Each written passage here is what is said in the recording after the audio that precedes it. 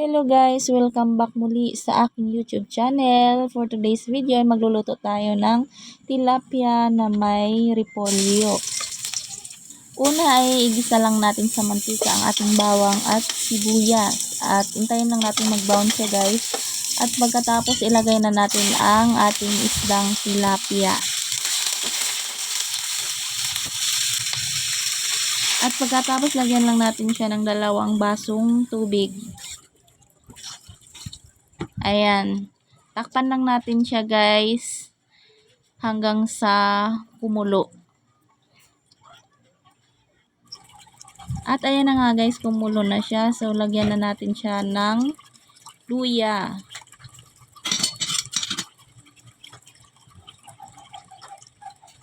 At lagyan na rin natin siya ng 4 cubes.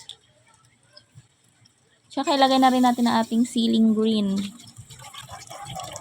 At pagkatapos, lagay na rin natin ang ating gulay na repolyo. Ayan, ganyan lang yung pagkahiwa ng repolyo guys.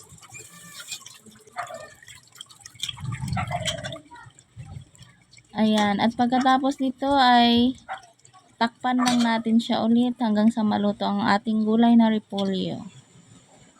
At ito na nga guys, luto na nga po ang ating gulay. So ayan, titikman lang natin ito guys kung sakto na ba yung lasa niya at ang alat niya.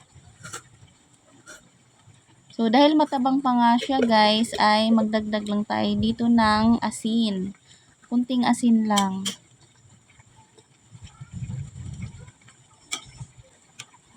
At ayan na nga po, luto na po ang ating tilapia na may gulay na repolyo. Thanks for watching guys. Please like and subscribe ng aking YouTube channel. Bye bye!